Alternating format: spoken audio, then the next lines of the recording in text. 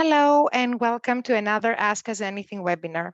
Today it's all about evaluation, a very important part of our training process. And then we will answer all of your questions. Stay with us and let's get started. My name is Irini and I'm a customer education specialist, and I will be hosting this session live with the help of Mary, who will also answer questions in the background. Now, before we move on, let's see what we have on our agenda for you today. So today it's all about evaluation, but what is exactly the evaluation? Well, we will see all the benefits that the evaluation has to offer and the possible ways of evaluation our users in TalentLMS. Also, we'll have a quick overview of how the users get notified with their results of evaluation. This presentation will take approximately 10 minutes, and then we will jump straight into your questions. Just a reminder here that this session is recorded, so once it's over, feel free to share it since you will receive it via email. And last but not least, we need to have your questions because it's an Ask Us Anything webinar. So please use the Q&A button on the meeting control panel so you can post your questions. And have no worries because those questions can be anonymous too. You don't need to post any names. Now, let's jump into our evaluation. But why is evaluation important? Well, it helps you build an educational program where you can review your users' progress, follow up on the areas that they feel you need to give them extra support, and of course, improve your learning processes and effectiveness of your courses. That's why it's a continuous process and a periodic exercise. In TalentLMS, we have two ways of evaluating our users. That is the tests and the assignments. A test is a series of questions, basically, that the users need to answer correctly and reach the minimum of the passing score to complete successfully. The evaluation is completed by the system automatically, and the users view the results instantly.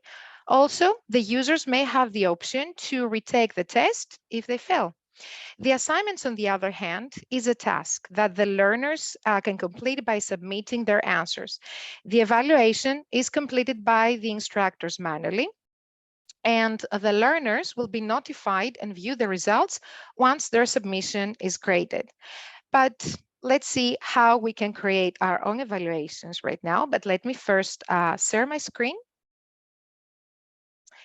Here you are. I hope that you all see my screen now. And the first thing we need to do is basically sign in as instructors. So we can go here in either create a new course where we can add our test or click edit in an existing course. Let's go with this option here. And in order to add tests or assignments, we need to go here. So we click add and let's add a test first. Now, on the next page, we need to give our test a name because it's a unit, so we will call it quiz. And here on the side, we have all the different types of questions that we can use for our test. It can be multiple choice, it can be fill in the gap, drag and drop, but let's go with the first option, the multiple choice. Now, on the next page, we need to add, of course, our questions. So let me just add it here. Okay, here you will give all the possible answers. Sorry, typo. And of course, if you want to add more answers, you just simply click that. Of course, check which is the correct answer and then save. And now your question is added into our test. Of course, if you have questions from other tests that can be also recycled and added in the current one, well, you simply click show questions from all courses, and here you have all the tests that you can reuse. So let's add also this one, and this is how it's done. Now, here on the side, we have more options like changing the question of the order of the questions because nothing has been sorted out alphabetically here. You decide the order of those questions, change the question weight, or some more test options like setting a duration for this test, let's say 1 minute, the passing score, let's say 70%, and some more settings about shuffling questions or allowing repetitions or maybe some security settings. Once you're done, click Save and View. And on the next page, you will have a preview of this test. So This test contains 2 questions and we have 1 minute to complete it. Click Start Test. And on the next page, we are submitting our answers. And of course, down here, we have the remaining time in order to complete the test. So we will submit the answers like this. Let's say 20 minutes here, processing. And of course, at this point, we didn't pass the test. We failed since the passing score was 70%. And here we have which answer was the correct one and which was the incorrect one. But what about assignments? Let's go back into our course and let's add an assignment this time. So click Add and then Assignment. Again, it's a unit, so we need to give our unit a name. So we will call that Exam. And here we have to decide how this unit will be completed. If we go with the first option, when instructor accepts the answer, that means that once the learner submits their answer, they will be in a pending status where they need to have the evaluation of the instructor. Otherwise, it's not possible to move on to the next units. If we go for this option, when uploading an answer, once the answer is submitted, the system will consider this unit completed, and then the user can move on to the next units of the course. But of course, the instructor still needs to make the evaluation. Let's go with the first option. We will add our question here and then save and view. And on the next page, we will have a preview of how this assignment would look for the users. We have the question here, the 5 different ways of for them to submit their reply. So we will go with the text reply. For this example, I'm submitting my answer here, send my reply, and this is the pending status, pending reply from instructor. And until the instructor evaluates the answer, in the meantime, the user can check their answer or modify it. But how do instructors will evaluate the assignment submission? Well, if we go back into the course, we will notice that on the relevant unit, there is a notification here. It's being highlighted. So if we hover over the submissions, as instructors, we will have the list of all the users that have submitted answers. So we can check the answer from here. And once we're done, we will click Grade. We will change the status to passed or not passed, give a score for the learner, make some comments, click Save. And this is how the submission has been evaluated. But in this case, how do the users are notified about their results? Well, we will go back as admins because we need to set the relevant notification for this. So as admins from the events engine and click Add Notification. Now, when it comes to the right notification for this scenario, it's if we type assignments, it's on assignment grading.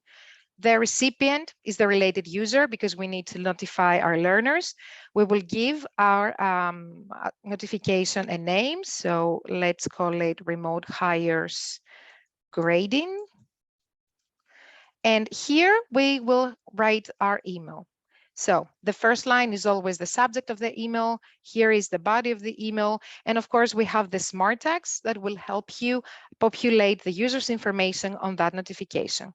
Click Create Notification. And now every time a user is being graded, they will get the relevant notification from the system.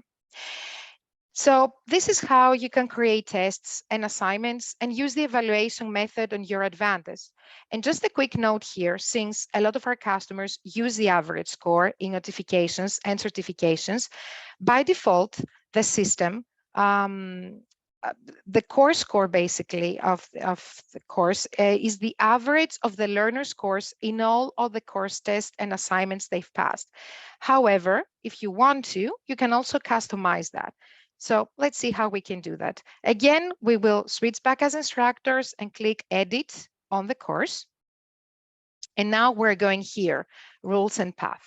So once we click that, we will navigate here, Calculate Score by Average of. We will select Units Choose, and this is where we will add which units, which tests and assignments will be the ones that will calculate the average score. And if I want to, by clicking Set Unit Weights, I can adjust those weights to the preferred one, click save, again save, and this is how you can customize the calculate the average score of the course. And with that said, let's jump into your questions. So let me just open really quick my Q&A window here so we can see all the questions. So let's see. There is a question, an anonymous question, how to hide unassigned courses from learner's account. Right now, learners are able to open course catalog and subscribe, view the courses they're not supposed to. Well, thank you for this question. This can be done on a course level simply by going to the settings of the course. So you will log in as an instructor and you will click edit, or when you create a course. So let's go to an existing course. So we will click edit to the one that we're working currently and click edit course. So here is the page with the settings of the course. So you can keep the course active because maybe you want to assign this course individually to a user, but what you can do is hide it from the course catalog.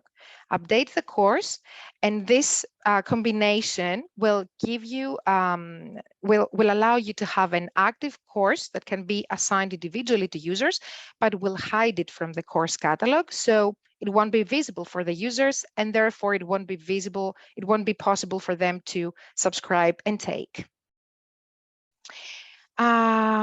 Now, there is another question from Annalisa. Any suggestions of how to create pathways for specific groups?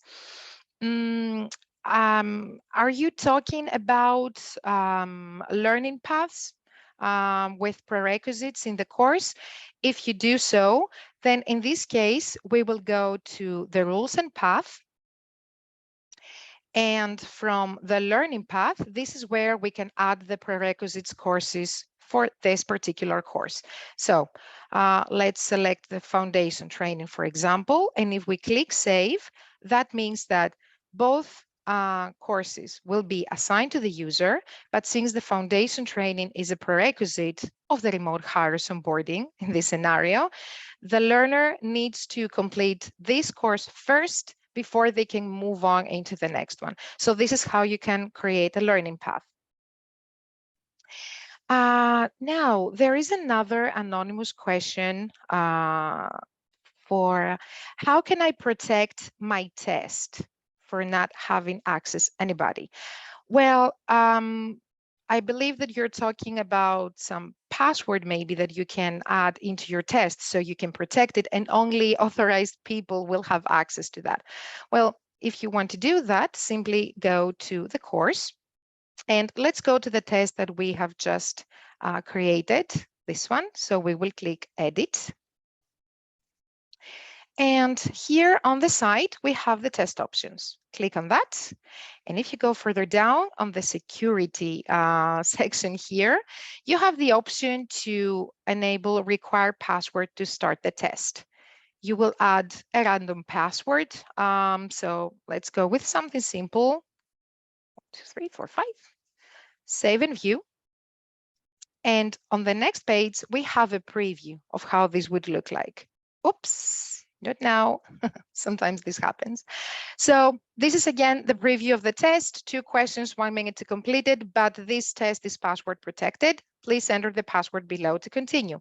If I add a wrong password, click start test. It's a wrong password. Please try again. But now that I'm going to add the correct one, now I have access to the test and I will again submit my answers. And let's hope that this time I will pass this test. Yay, yes, we passed the test. Now, let's see, what other questions do we have? So there is a question from Anna. Can we set a minimum time within which the users can complete a test? For instance, not to be able to proceed in less than 2 minutes? Yes, Anna, we can definitely do that. And this can be done from the test options. So let's go back into our test one more time. Click edit. And then we will go here to the side to test options. and we will go here to repetitions. So if we allow the repetitions to the users, and in case that the user fails when it comes to successfully complete the test, we will click here, maximum number of attempts, let's say 5 times. And then from here, the control delay between attempts will be pop up because we can actually add time within each attempt. So we can say that between first and second attempt, we will have 1 minute, between 2 or 3, 2 minutes, and so on. And once we click save and view, let's do that one more time. Of course, we also have the password here protection. So let's fail this test. Let's go. Oh, not now. Let's go like this. So now I have failed the test. And if I go further down, I get the message, you didn't pass this time. You can try again in 53 seconds. The clock is counting backwards depending on the time that I had set between the first and the second attempt. And we also have this progress bar that also notifies us how much time we have. There is another question, and an anonymous one. How can I add video or audio on my test questions? Very interesting questions, and thank you for making that. So let's add a video for this example. So we will go back into our course. Thankfully, I have already a unit, which is a video, and we will click edit. Now, for this, we will go, sorry. We will go here to the code view, and we will copy this code of the video like this. We don't need to make any save changes. We can simply go back and discard any changes here. And now we will go to our test. So we will click edit one more time.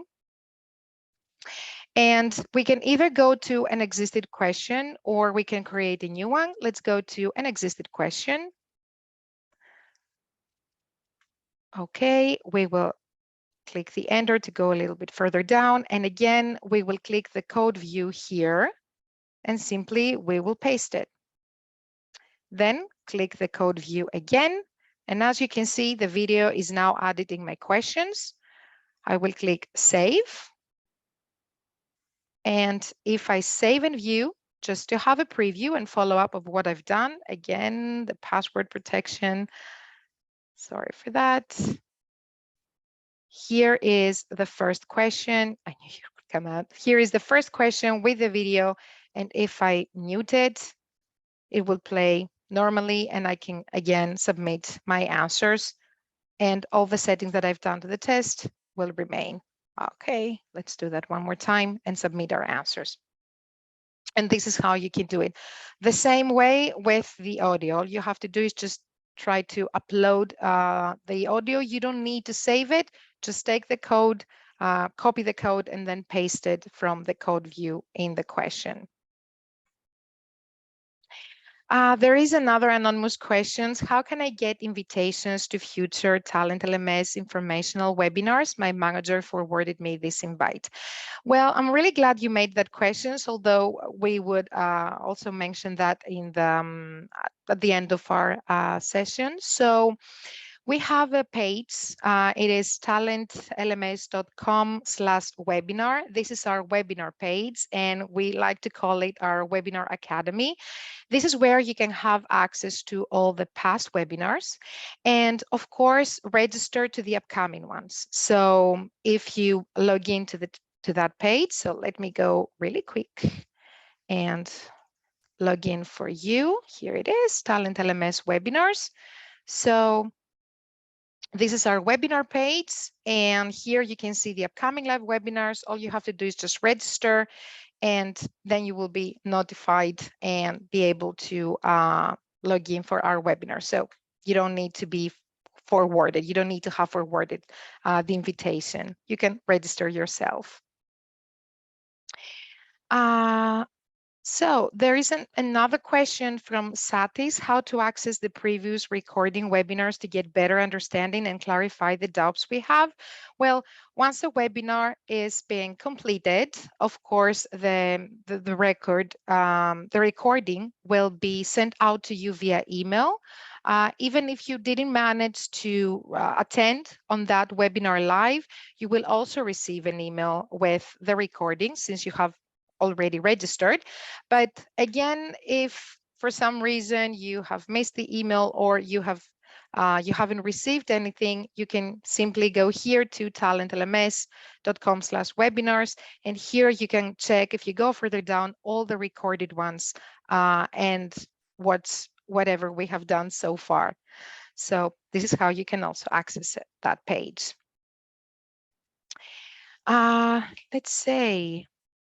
Let's see what other questions do we have.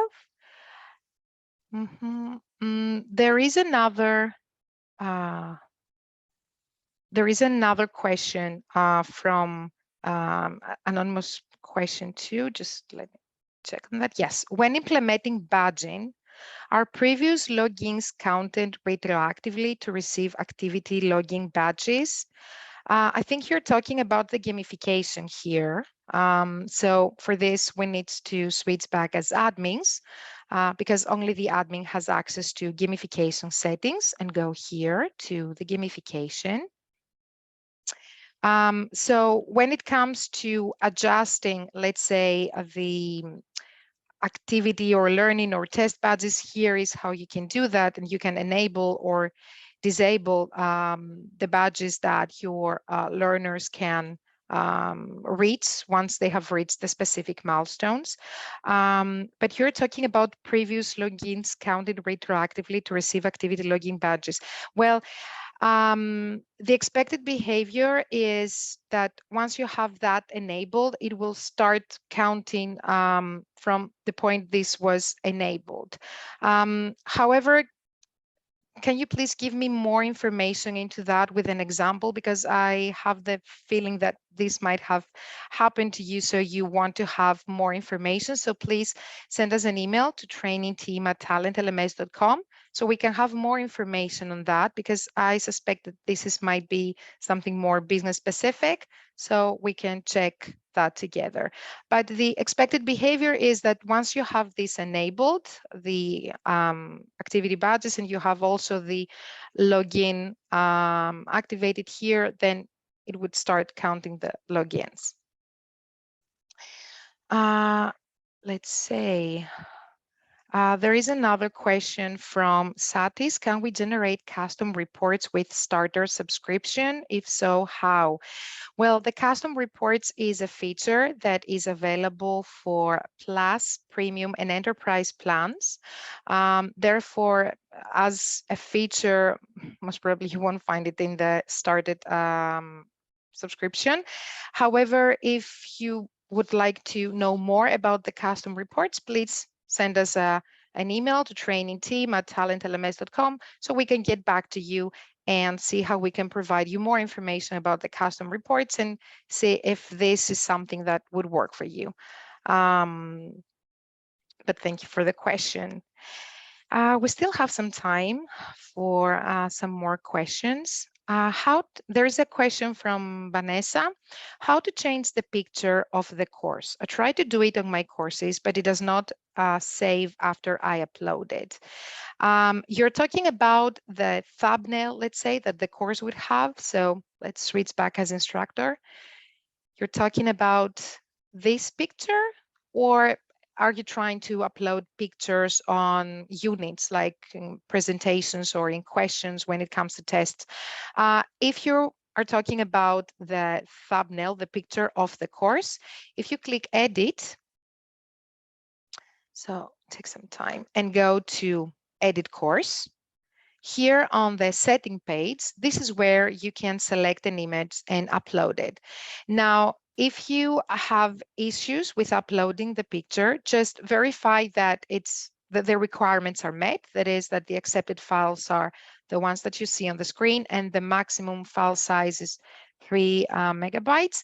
If the issue persists, please send us an email on TalentLMS training team at talentlms.com so we can have more information on that and get back to you.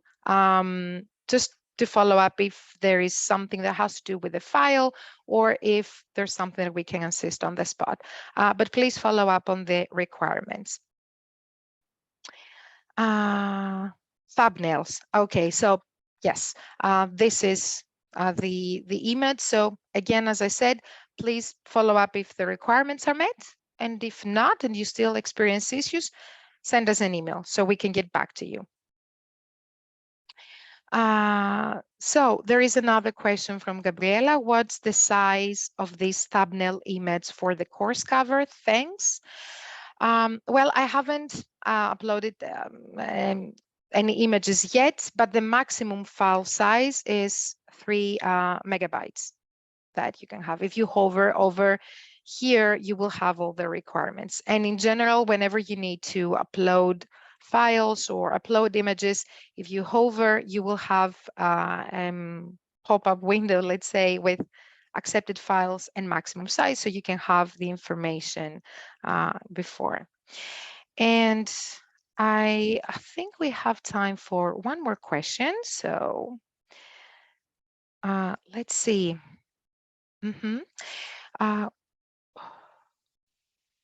There is a question from Gabriela again. You mean the dimension pixel by pixel? Thanks. To be honest with you, I'm not really aware. Let me check for a course that I have uploaded a picture. See if I can get into that.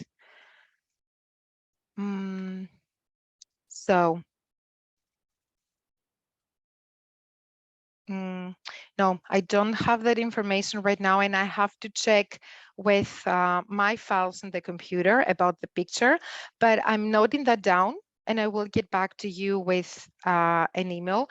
But in order for me to send the reply, please send us an email to trainingteam@talentlms.com so I can have your email and get back to you when it comes to the pixels, because this is really specific and I have to check with my computer.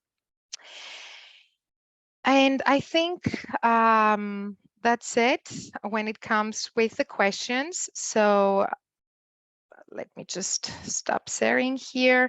Well, that's a wrap. Thank you all for joining on our session today and for all your questions.